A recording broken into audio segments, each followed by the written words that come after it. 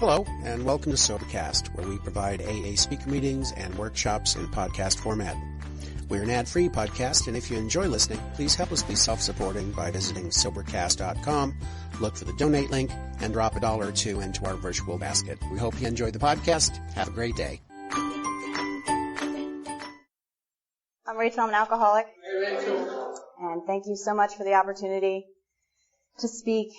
You can feel the waves of enthusiasm rolling off of this group, and you can hear the level of commitment and service just in the announcements going on, the number of people raising their hands as home group members, and it's powerful. I was sitting here thinking about the way that rubs off. I'm a big believer in spiritual momentum, just as I am spiritual inertia, and I guess it kind of goes back to stick with the winners kind of thing. If I'm not in a space where I have a lot of spiritual momentum going on, if I'm around people who do, chances are I'm going to start rolling, and I get to keep moving in that. So I thank you for all of you for your service and being here and various different roles that you serve.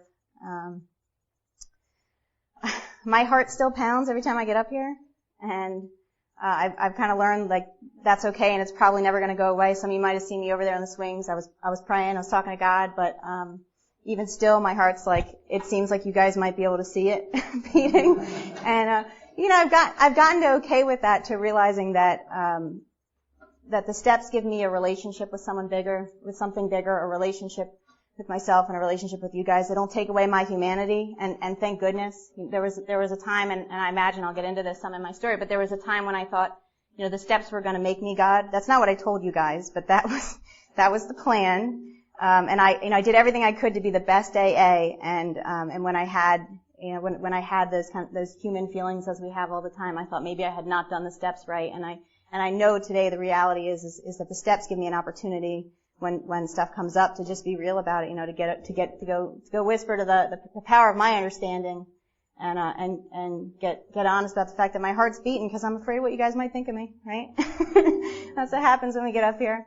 I was just talking to somebody just before we started who's new and saying, boy, this is tough being around a lot of people, and I said, welcome. Like I just remember walking into Alcoholics Anonymous, and it was bad enough being around myself, and then suddenly I was thrown into room after room of a lot of people who I was convinced, the inner monologue for me was that you guys all knew exactly what a fraud I was, and you were looking at what I was wearing, which obviously wasn't good enough, and I wasn't smart enough and pretty enough and all that. So that was the constant monologue, and you wanted me to come into a room of you and talk, and that was pretty terrifying.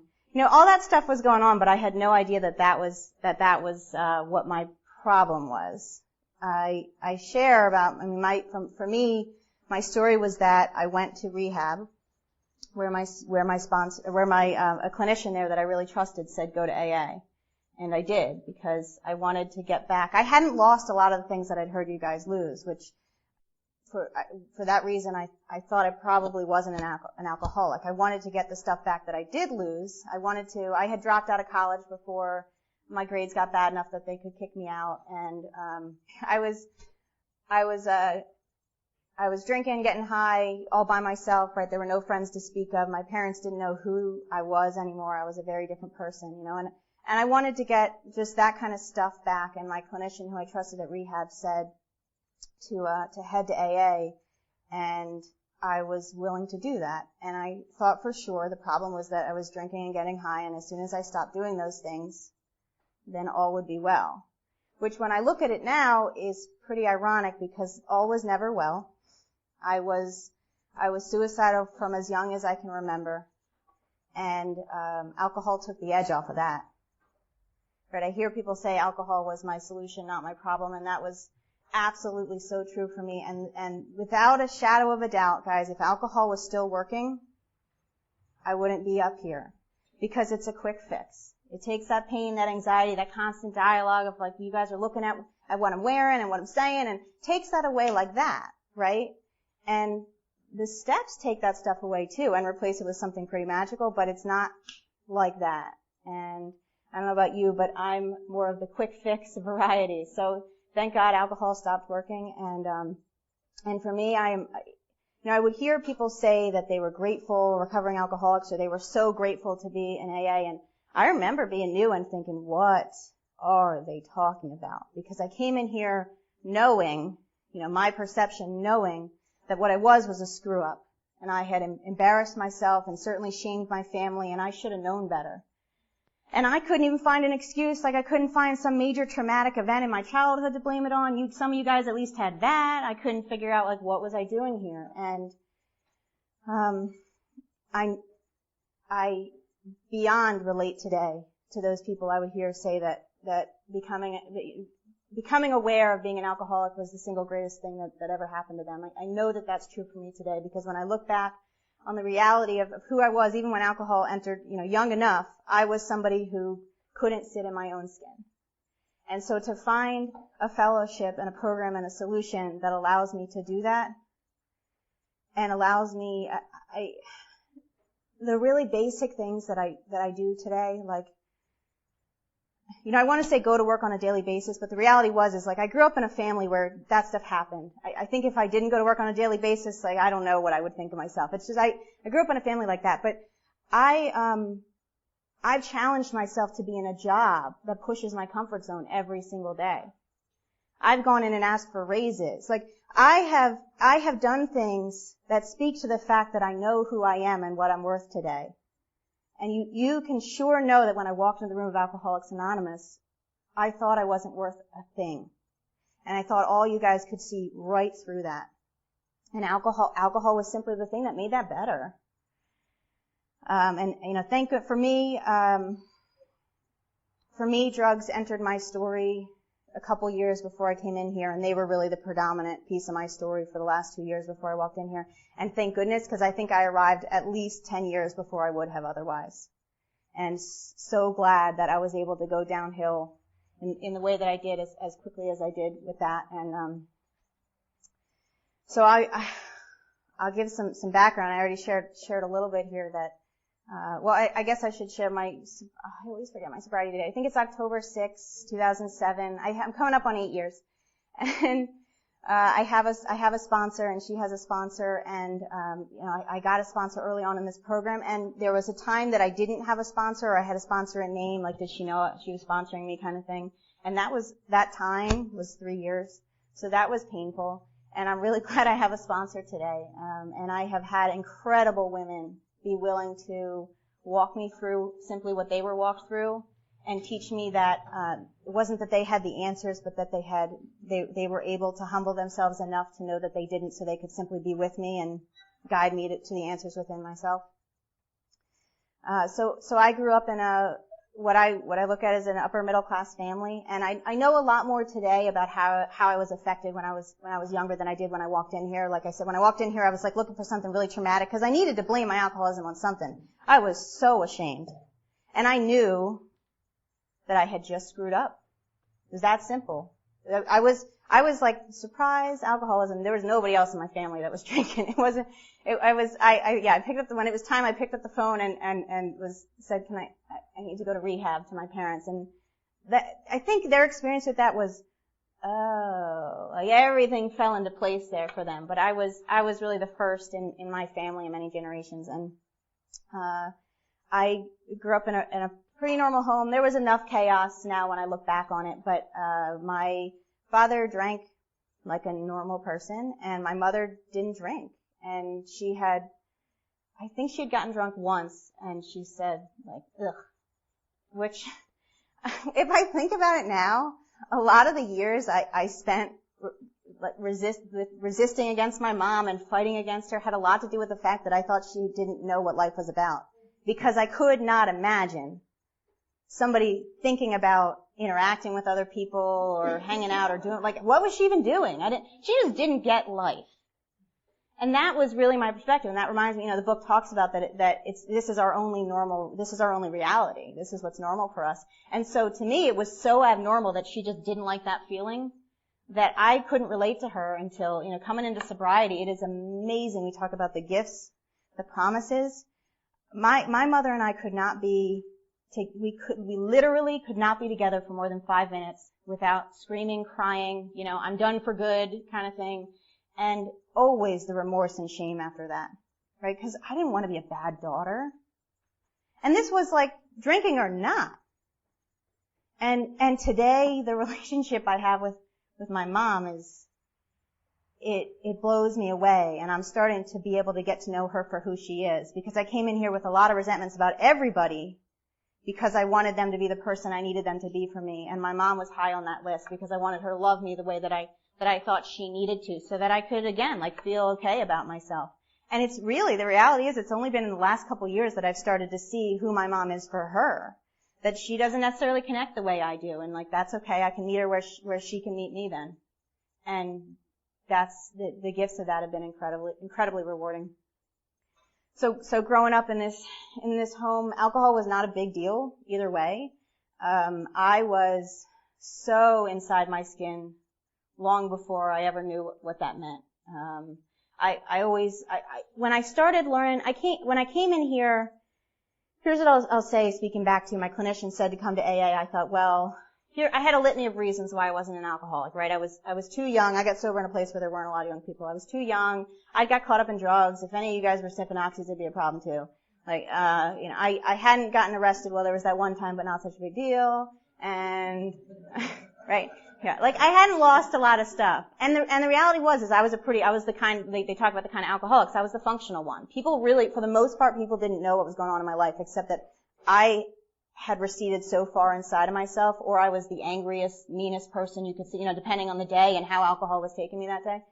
I lost where I was going. But I know I walked in here thinking that I didn't necessarily belong, and I was here because I wanted to get my stuff back, and I came from a family where you create a plan and you follow the plan and then you succeed, and that's that. And I had fallen off the plan and I was going to get back on track.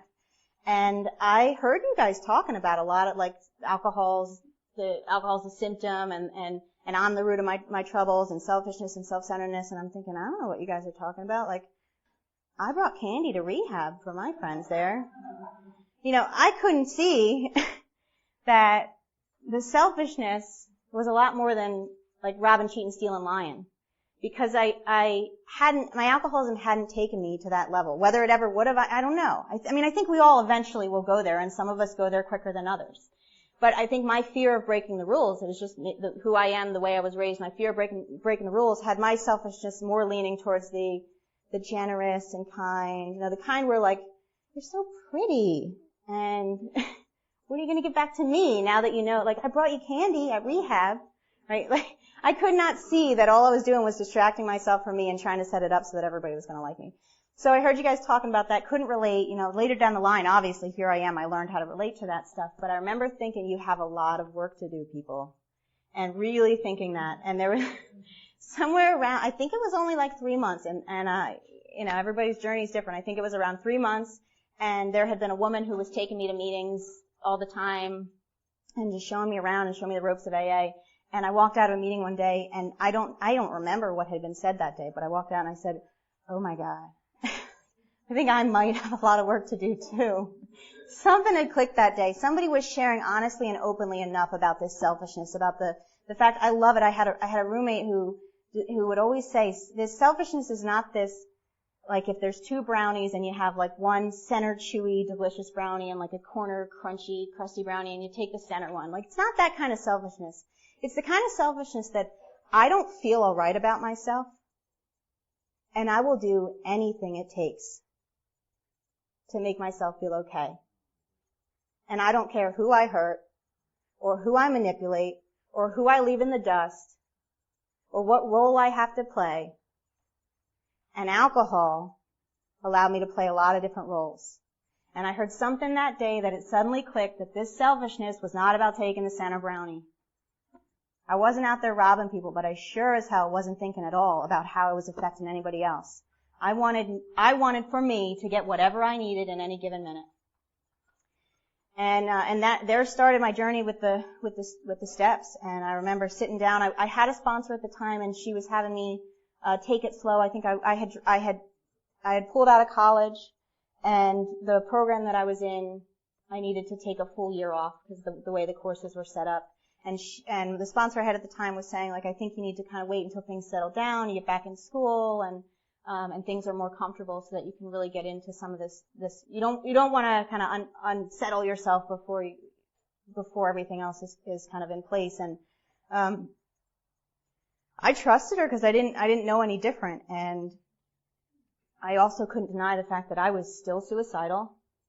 I no longer had alcohol. And now I was simply acting like, my parents had taken me back into their home after I had gotten sober. And they were kind enough to do this despite the fact that I had been using money that they were giving me for school and using it for my habits. And despite the fact that I had been lying for however long and they had given me this chance and I'm living in their home and that selfishness is coming out. Like just as simply as like, Mom, I can't believe there's stuff in the dryer. Like, I'm 22 years old and I'm acting like, well, I don't know, maybe there's a lot of 22-year-olds that act that way these days. But I can tell you when I look at it now and I think about the position that I put them in and the way that they, that they offered their generosity back over to me, I just couldn't, I could not see outside of myself, and you guys, booze was gone, and for me it was like men was another quick fix, so I just chased men around the state at different meetings, show up at an 8 a.m. meeting with a guy on my arm like, we're just friends. Like you guys didn't know. We all come in here and we're trying to fill that space in us with something else, and like I am so grateful for those strong personalities in AA who showed me what it was like to walk in dignity, showed me how to get women's numbers and stick with ladies, and just walked in the truth for that. So I got to see what that looked like. Because like I go to women's meetings today and I love them, and that took me something like 6 years to get comfortable with, and now I adore them. But really, if you asked me to go to a women's meeting when I walked in here, I thought, what is in it for me? Because that's what I was looking for with everything out of life. And alcohol, there was a lot in it for me. I got to take myself out of that discomfort and be whoever I needed to be in that moment. And with women, it was like women were going to be a mirror to who I was. They weren't going to validate me for something superficial. And that was really scary. And I'm also grateful for people who just allowed me to have my journey, right? It took me 6 years. I had a lot of sponsors in that time, and they let me get there when I needed to get there. And that's, and something I've learned to do with my own sponsees too is to allow their higher power to really guide their journeys and not me. And I've learned to do that. Everything I've learned, guys, has come from lots of mistakes, right? All I have to give you today is simply because of mistakes that I've made many times over. And thank goodness we all have our mistakes. It's why we're late. I'm a big believer. I've started to get into, a woman named Brene Brown. I don't know if anybody knows of her, but she's a researcher on shame. And I'm listening to her stuff and I'm like, oh my God, she's in the mind of the alcoholic, like this constant obsession of what about me and I'm not good enough. And it's just like the tape won't stop and there's nothing that I can do to get in the way of it except numb out with something. And she said something that struck me so hard and I thought, yes, that's what Alcoholics Anonymous is. She said, shame cannot live in the presence of me too. And boy, is that not the power. What the big book talks about is that we can sit down with therapists and doctors and family members and lie about our alcoholism over and over again and get defensive. But we sit down for a few minutes with another alcoholic and our walls start to crumble. The power of the fifth step, where those things that I've carried with me from very young that I am sure that if anyone knew, they would walk. They would walk. And they say, me too? And my alcoholism can't live and breathe in that. And that is what this fellowship does for me. So when I got in enough pain there, which was, like I said, short enough time, because I was showing up and I was acting out. I was hearing about what sobriety was, but I certainly wasn't feeling sober, whatever that was supposed to be. I wasn't drinking, but I was sleeping around and I was throwing temper tantrums at home, and I couldn't sit in my own skin, and I didn't know how to look you guys in the eye. And I sat down with another woman who was a friend of mine, and I said, I kind of want to do these steps that I'm hearing about, but I'm not sure, and I'm getting some guidance maybe to hold off until other parts of my life are more stable. And I still think of it as one of the single greatest gifts that somebody handed me, is she looked me in the eyes and she said, if you don't have new tools, why do you think that you should be able to have new behaviors, to make new decisions? Because I came in here and I heard you guys telling me what sobriety looked like, and I couldn't live up to it. The same way I couldn't stop drinking every time I tried, right? And that's when I started to learn it's all the same deal. Is I am as powerless over my selfish thinking and my selfish behavior as I was my alcoholism, as I was the alcohol itself. You know, and I'll just step back and say, because it's so important to focus on like what really makes us alcoholics, because I walked in here ready to leave once I got my stuff back, ready to leave because I didn't think I was an alcoholic. And I told you all the reasons that I wasn't an alcoholic, but it wasn't until I then sat down with this woman who had stared at me in the car and said, new tools, new life, right? It wasn't until she started walking me through these steps that I learned that my idea of an alcoholic had resembled very little what's going on in our big book, right? And what you guys teach me is an alcoholic. In fact, it had no resemblance. You know, I was convinced that what we hear people say, right? Drinking out of a brown bag under a bridge. Bottom line is, a lot of us come in here thinking like, if it gets really bad, then I'm an alcoholic.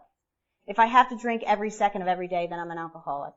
And my story didn't look like that. And it was confused by the fact that I had gotten really tangled up in drugs and I really couldn't separate like what was alcoholism, what was that. And, it was really, it's amazing how direct this program is and really clear, because she was able to ask me just a couple questions. Like, if I set out to have one, was I successful? And the truth was, for me, my story was sometimes. Like, sometimes I could set out to have the amount that I intended to have. It was still usually painful. You know, and I don't think people I don't think people outside of these rooms have that experience where it's all that painful to stop at whatever number they decide to stop. You know, it's like that feeling you have when somebody says, like, I have a six-pack, and you're like, well, why bother? Because the pain of having that is a hell of a lot greater than just holding off altogether. And so she asked, do you decide when you stop? And I didn't decide when I stopped every time. Sometimes I could, but she pointed out, the book talks about that the people who don't have this issue, they never experience that. And I grew up in a family where it wasn't a problem. And I remember many times seeing my dad pour himself a scotch, drink some of it, pour the rest down the drain, and go to bed. And for any of you that makes you feel like violently ill, that's when you know you may have had experience with the allergy, right? And that's when I started to learn what the allergy was, which I had no idea. And I read the doctor's opinion with my sponsor and was so excited by it. I connected to it. I mean, I connect to it today in a different way. Sometimes I want to just feel that same excitement. We can never quite get that experience back except with like working with other people, and then suddenly we have it, and that power just flows through us and we feel that enthusiasm. But I remember reading the doctor's opinion and thinking, like, this is why. It's not because I'm a crappy daughter and because I don't care about anybody around me. I'm trying to flush my future down the drain and I'm just a bad person and I hate you. You know, like all the things I came in here like totally ashamed about what went wrong, I screwed up. And here she was telling me, you react differently. It's not a lack of willpower. It's not a lack of being a decent human being that you can't pour half a scotch down the drain. And I remember reading that doctor's opinion and being so excited, and I brought it home to my father to read it, and because I just thought, this is me, like you have to see this. And my father, he's a research scientist, and he read the doctor's opinion, and I'm sure I always exaggerate now as to what it looked like, but in my mind, this is what it was. He's like, and what is the current opinion on the subject of alcoholism? He's like, he wants some hard facts. And that's the difference between an alcoholic hearing about the allergy and a non-alcoholic hearing about the allergy, right? If I've had the allergy and you tell me, here's a description of what you felt and you've experienced, I'm like, oh, there's a name for it. You tell somebody that doesn't have the allergy about this is bogus. It just doesn't make any sense.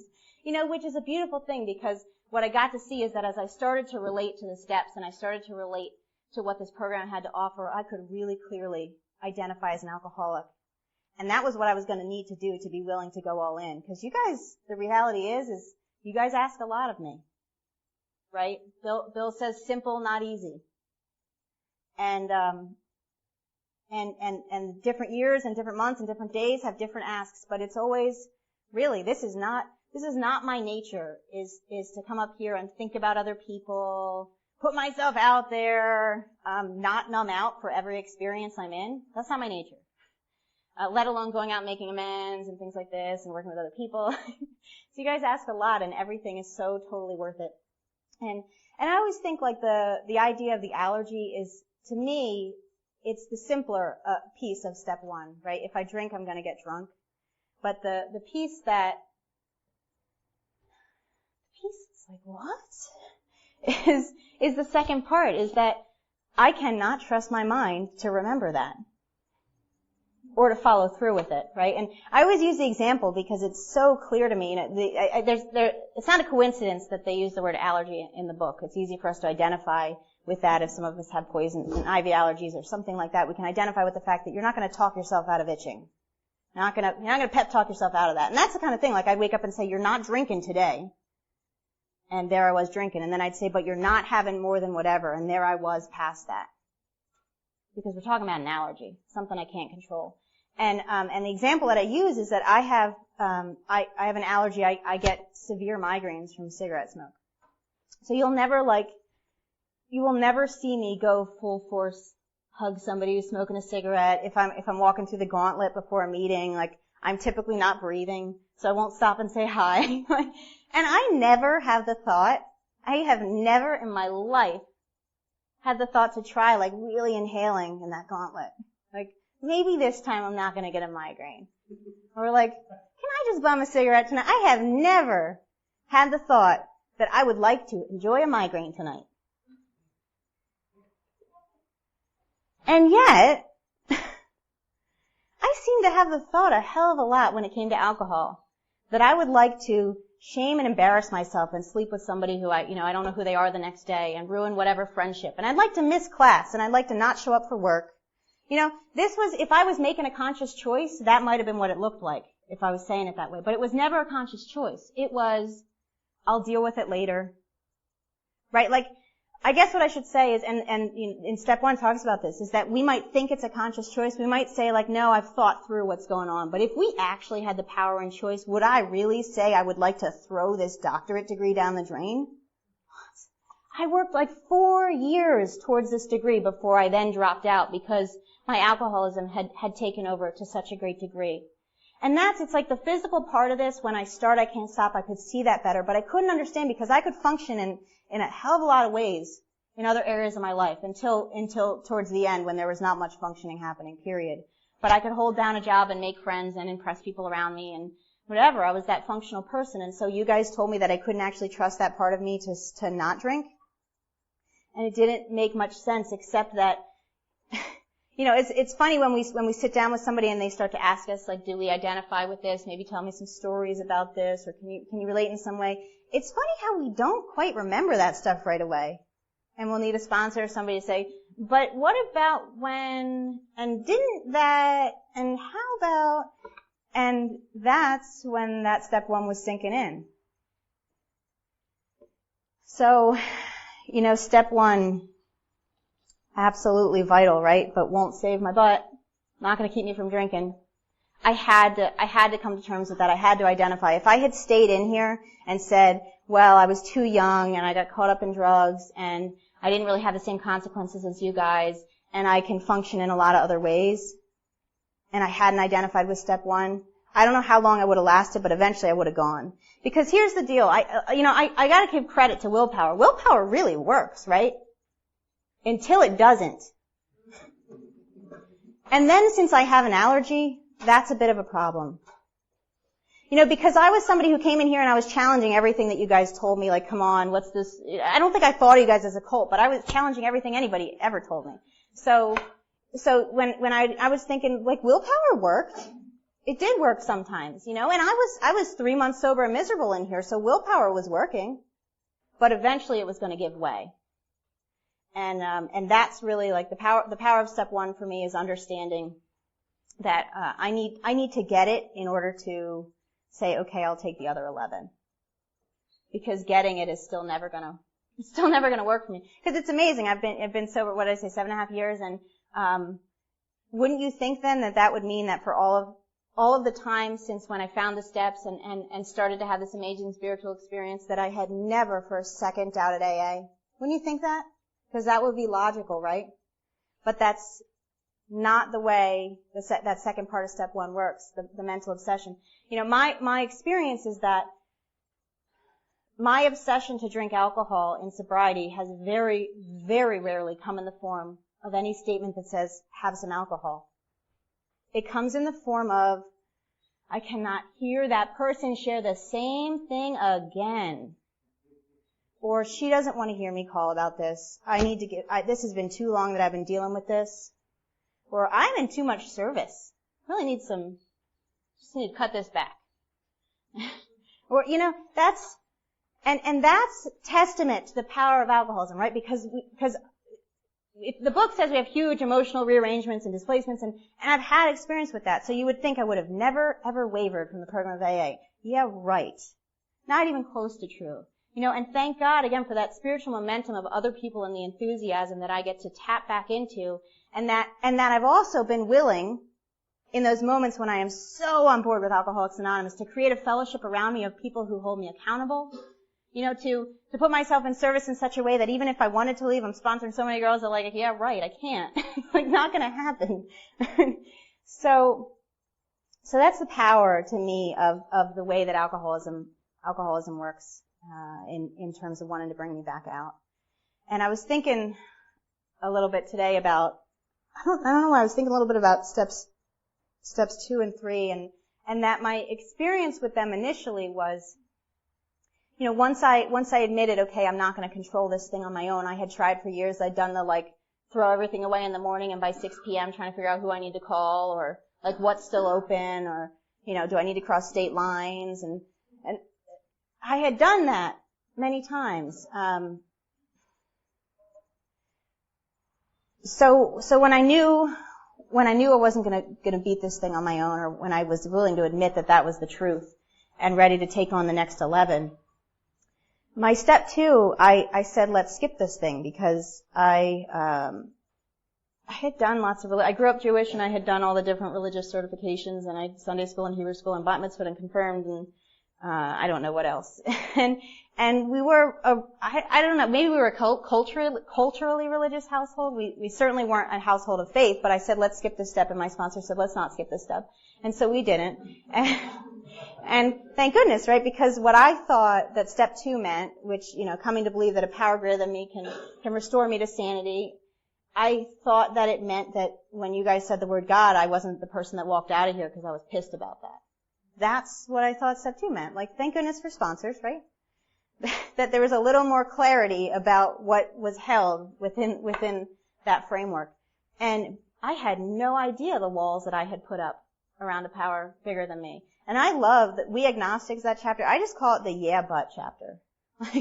You have an excuse for why an HP is impossible in your life. Okay, we'll check this next paragraph. And it's just seemed, it was as true for me when I went through it with my sponsor as it is today when I go through it with girls, that whatever it is they're yeah butting about, oh, okay, that's on the next page. We'll talk about that in a second.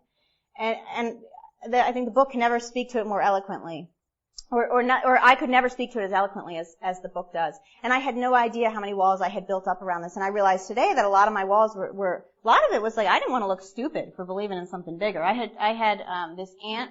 I mean, it's true. I had this aunt who was this evangelical Christian, and she would go around Jewish family, so she had married in, and so that was already not going to fare well for her. But if any of you are Jewish, you really know what I mean. So she goes around the world bringing her message of faith and hope to people, and she was considered the quack of the family. And she's okay. Now that I'm more so, she's a little she's a little loopy. But the reality is that this woman had and has an incredible faith that she carries around the world, and she was the outcast for that. That wasn't logical. I grew up in a house of logic. If you can't see, feel, touch, smell, it doesn't exist. And there was a lot of fear around being that idiot that looked like there was something bigger, relying on something bigger. Get it together, Rachel. And I started to see the way that played out. I usually share this because it's funny to me. My aunt would send out cards on every occasion, birthday, whatever you can think of. And they were always homemade, printed out, and they'd have a little Bible verse in them. And I'd get them, and I would never think about the fact that this woman was reaching out time after time, inviting me out to visit with her, that she had raised 5 children with a husband who had passed early, and three of the children had chronic illnesses, and that she was a woman of strength and character, as the book talks about. Like, we failed to see where other people might be gaining some strength from their relationship with their higher power.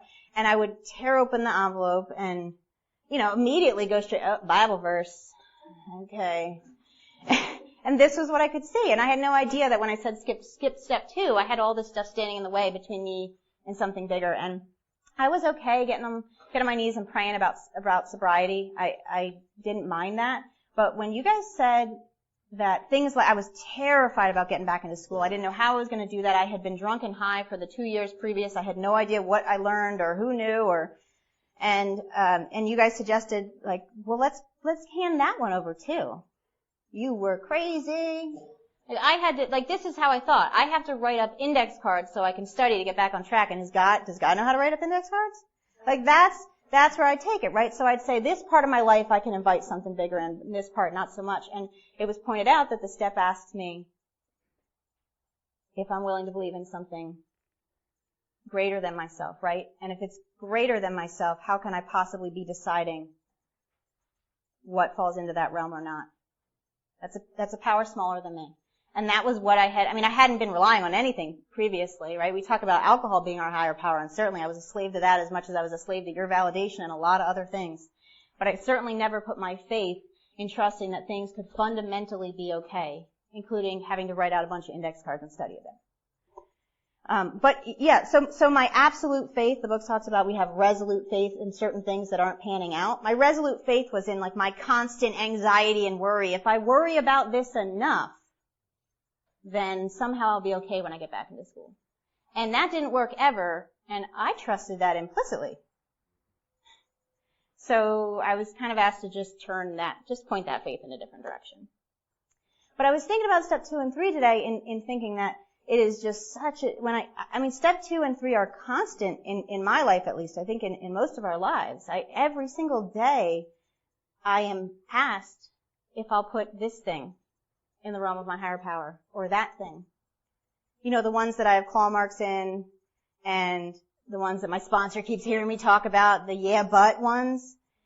And at the time my sponsor walked me through breaking down some of these walls that I built up that I didn't know I had, and I think about today how different it is, and yet how blind I can still be, because I have all those yeah but stories, why I can't, right? My husband and I, ended up bringing in she's almost 17 now. We've had her in our home for about a year and a half. I definitely call my sponsor on this one, right?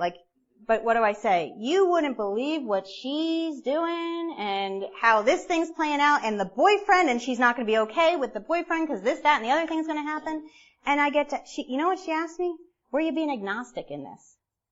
Right? When I really think about what does step 2 look like today for me, it's those things I have claw marks in that I say are still separate. So I realize that every day, every year, every month, the list grows of what I see as the umbrella of my higher power, right? Because when I started, it was sobriety. And then, okay, maybe I'll put school in there. And then eventually, I remember I was sponsoring for a long time without my higher power, and that was ugly. And I put that in there, But it starts to expand, and in the same way, it's really the same list that then goes on my 6th step, right?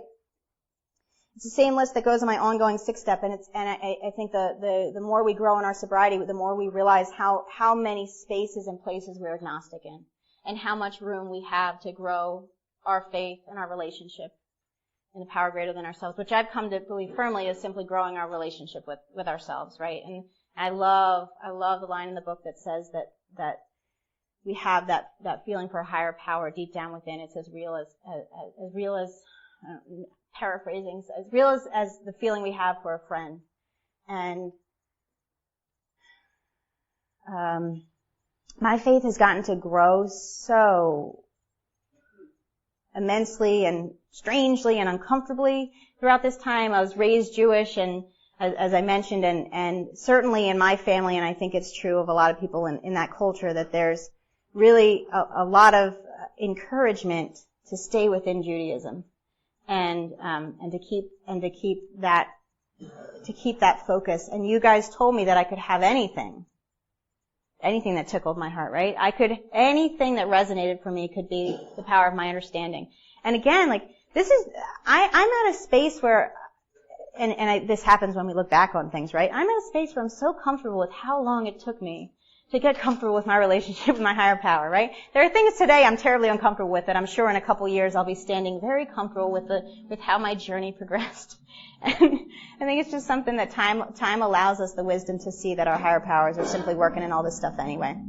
But I've had the strangest journey I was sharing recently because I was sharing on step 11, but it's like I tried to find my faith within the Jewish religion, and then I was like seeking out Bible-based churches where they're singing and dancing and playing the guitar, and then, you get in my car and all I'm playing is Christian rock, and my parents are like, "Are you following Jesus now?" And I just had this journey, and today I have this faith that is, I have this friend who said this quote that I love. She says, "I have a deep and unwavering faith that comes and goes." Right. And I love the laughter, right? Because the laughter means me too. And it's true. But I have a deep and unwavering faith, and it sure as heck comes and goes. And it is absolutely my faith. And it's amazing. I've watched my family grow as I've grown in this. Their own constraints, their own fears about who I needed to be. And they've watched sobriety grow me into somebody who knows simply who I am. And it really has given them the freedom to do the same. I had this incredible experience. I got married in October, and my father and I, we danced the daddy-daughter dance. And he leaned in as the music was playing, and he said, "Rachel, you've changed me so much." And I think about the power of Alcoholics Anonymous, because absolutely not, I have not had the power to make a shift in him.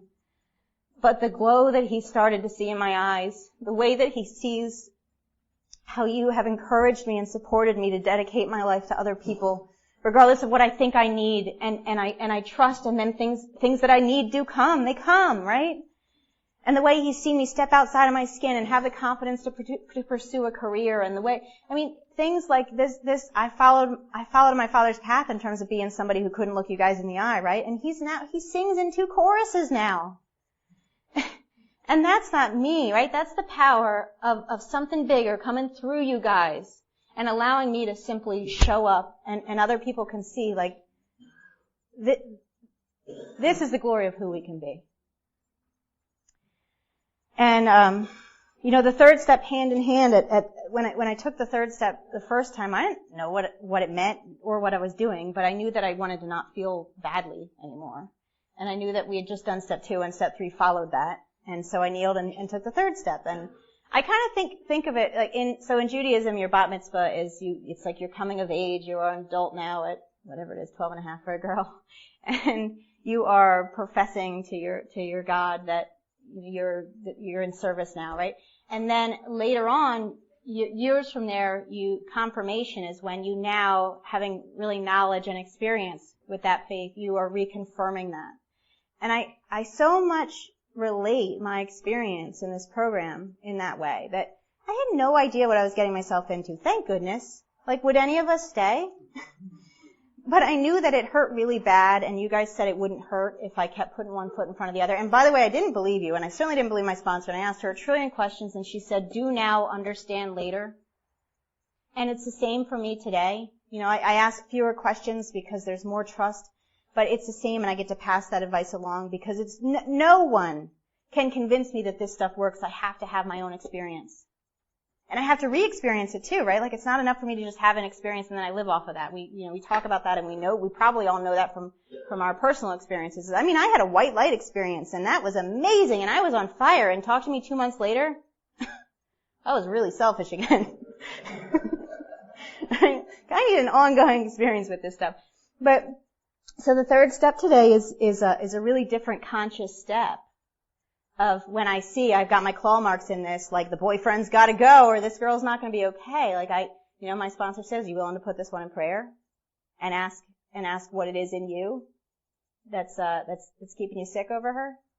Ask what is in you that thinks that you can keep her in check. There are certain things as a quasi-parent, I don't know what I am, but that I'm responsible for, but there are plenty of things that God's responsible for. And then that third step today gets to be, I consciously bite my tongue. Sometimes that's what it looks like, right? I can bite my tongue instead of trying to take control. I get to pray and really ask for help for me and not for her. And I would love like another half hour, but I'll do what I can here. The fourth step for me was not a really terrifying experience. I don't know why. I think it was because I was delusional enough to think again like you guys were really sick and this is not going to be a problem. And I like talking about myself a lot, so I was like okay with writing this stuff down. This is true. I was just not so scared about this. But I did hit the sex part of the inventory, and it was like I had blown through that thing. And then this portion of my life, which I had worn like a shield of armor. This was a space I look back today and I know that a lot of my relationship with sex conduct had to do with abuse that I had at the hand of my brother's friend when I was 11. And that formed a lot of what I decided about myself as a woman and what sex conduct was and wasn't. And none of this stuff, this wasn't revealed in my fourth step. Like I touched on this a little bit, somewhere 6 years down the line, I started to look at some of this stuff. It's amazing. When I was younger in sobriety and I would hear people say time takes time or like, you just hear people with longer periods of time and, my pride was getting in the way thinking, what does that matter? Which I think is why I still don't remember my sobriety date because I made it such a conscious effort not to care about time. But I see now like the experience that, say, Meister has at 16 or I think she's more than that years sober, she's experienced so much more than I have and in such a beautiful way that when I come to her, it's like it's not, I'm up in a panic and she just has had that delusion taken from her already. No idea what I was saying. Oh, that I hit the brakes on that part of my fourth step and I started to realize, although I had come in here and felt like, what's the big deal? Why are you guys complaining about this fourth step? I don't mind telling you all about what's going on with me. And then I hit this piece of myself that I had been in delusion about that I thought for sure this was no big deal and I treated sex like it was just some other thing. It was something I used just like alcohol, right? I did not know how to love myself. So if I needed to use my body to get a little bit of love from you, that was fine. That was fine. It was just the cost of doing business kind of thing. The same way that alcohol, like the consequences, they were just the cost of doing business. Because I needed to feel okay. It was back to that selfishness and it didn't matter who I hurt. It didn't matter who I scared in my family, the way I, reckless abandon and they didn't know who I was with or where I was and any of that stuff. And I got to that sex conduct and I realized, holy crap, I actually do care about this and there's something under this and I got pushed by a loving sponsor to keep moving through that. And boy, the fourth step, the fifth step uncovers that stuff, all the ways I came in here and I thought it's just alcohol. It's just alcohol, drugs too. Yeah, come on, that'll be a problem for anybody, right? That was like how I was thinking and got to the fourth step. But I distinctly remember sitting in my room working on the fourth step, and I was in the basement of my parents' house where they had let me come back and writing out a resentment against my mother, who I had not had a relationship with. Like I said, we couldn't be in the same room together for years. And writing out this resentment at her about something. It was like she never taught me how to put on makeup. She's like a bra-burning feminist, so she doesn't do makeup.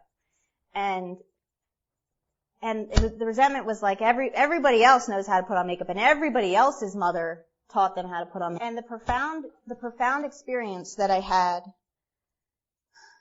there, I think it was like the first time I really felt human in sobriety, because I'd had this tough guy shield up. I mean, that's the kind of girl I was when I walked in here. I was probably like most of you girls, like, I just don't get along with girls. I relate more to them. Yeah, like we all have that experience. And it has to do more with what I said earlier than anything else. But I had this moment where that tough exterior cracked and I felt the tears start running down my eyes, because the reality was I wasn't pissed about the makeup. And the reality is that not every other woman in the world, mother, had taught them how to put on makeup the way I thought that they had, and that had therefore somehow made them some complete, I don't know what the story was, but I know that the fourth step cracked me in that moment. I knew that what was really going on was that I was terribly afraid and scared that my mom didn't really love me. Which really meant I was terribly afraid and scared that I wasn't worth loving. Right? And this was something as simple as makeup, right? And we come in here with our experiences with people where people treat us all sorts of ways. And I've learned the common theme in here from talking to plenty of you guys and my own experiences. I have a filter. My alcoholic mind makes that all about me. The truth was, like, my mom doesn't believe in makeup. When I wear high heels, she's like, oh man, they suckered you in. She loves the crap out of me. And the fourth step started to crack this stuff down, and when I got to the fifth step, it was more the same, because I saw plenty, but in the fifth step, my sponsor pushed me so hard to take that wall of self-loathing down. Because I had started to see pretty quickly in the fourth step that it wasn't about you guys anymore. I couldn't deny it. This is constant. It was like I wrote this huge fourth step of all these dishonesties, what I think it meant, right? Which included things like every other woman has a deep and loving relationship with their mother where they learned how to put on makeup, which completed their life. It was like a whole book of these stories. And I started to see pretty quickly, okay, it's not them. But in the fifth step, I was still carrying a lot of, but it's me. And with her Me Too's and her loving and gentle experience with her own higher power, that stuff started to crumble. And 6 and 7, the same thing. 6 and 7 at that time, I just didn't understand the power of them. I mean, I did them and I prayed those prayers and I begged for willingness and I asked that any of that stuff be removed. But again, I see today, like when this stuff comes up, I mean, if you want to know what should go on your 6 and 7 step, like just get in a relationship. Or marriage. Can't even think of running anymore, right? Like, I have to ask what's mine that gets to go, so that I can be of service to you. Because when I'm in service to you, this is the catch. I thought if I'm in service to me, I get what I need. When I'm in service to me, all hell breaks loose. When I'm in service to you, I get what I need. And 6 and 7 are so different today, and I'm probably going to steal a couple minutes of your time just so I can round this out. But the 8th and 9th step, sometimes I think when I was younger in sobriety, I was like, I wish I had the rougher background. I could have these really tough amends. Because I didn't have a lot of tough amends. I had amends where I sat down with people and they said, oh, we didn't notice that. Because I was this really isolated alcoholic. But there were some that struck me right between the eyes, right?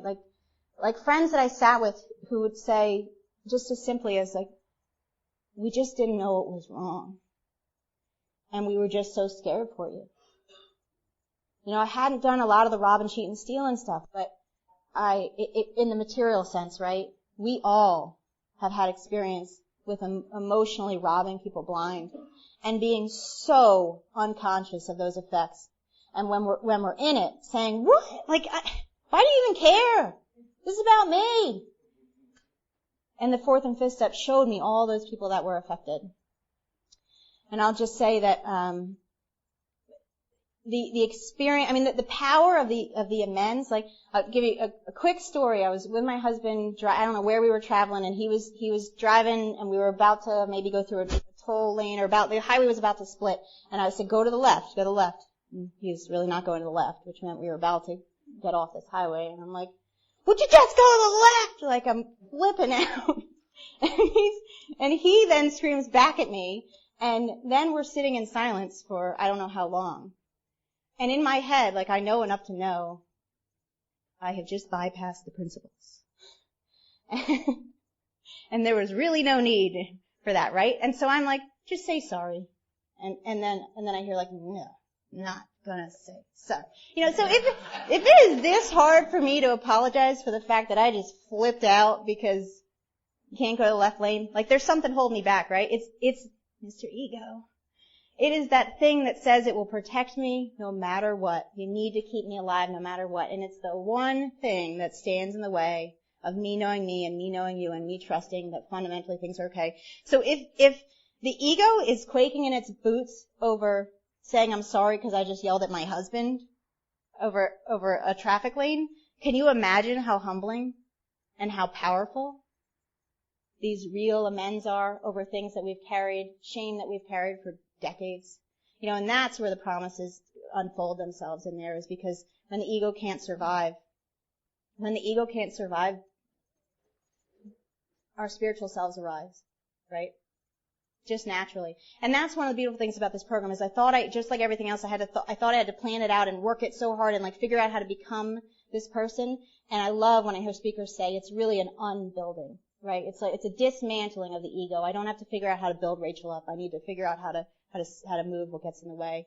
And so all of those beautiful experiences, what I hear called the maintenance steps, 10, 11, and 12, the spot check inventory for me is so amazingly powerful. And the truth is I don't do it today as much as I used to, but when I do it, I'm like, holy crap. It's again the power of the me too right there in the moment when I'm like sure it's all your fault or I'm sure I'm not going to be okay and I get to pick up the phone before it then becomes another fourth step.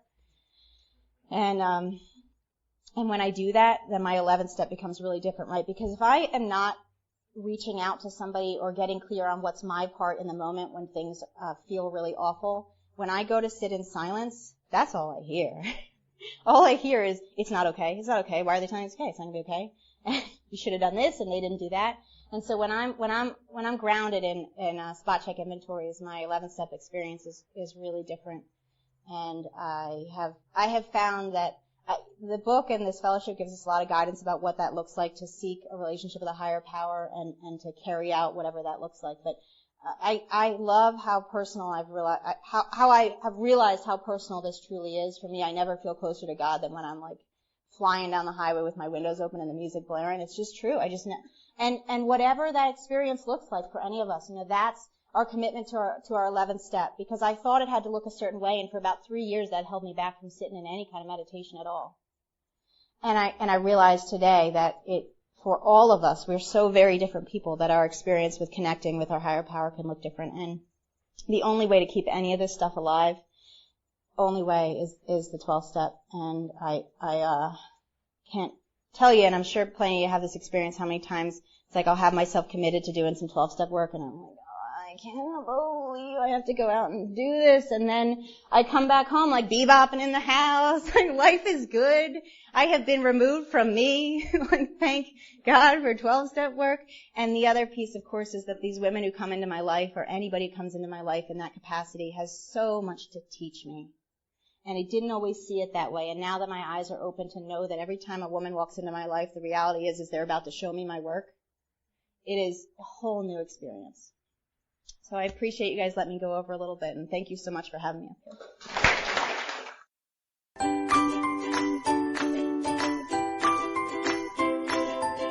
Thanks for listening. I hope you enjoyed the podcast. Sobercast is ad-free, and we'd like your help in order to keep it that way. So if you'd like to help us be self-supporting by pledging $1 or $2 a month, visit Sobercast.com and look for the donate links. Thank you very much.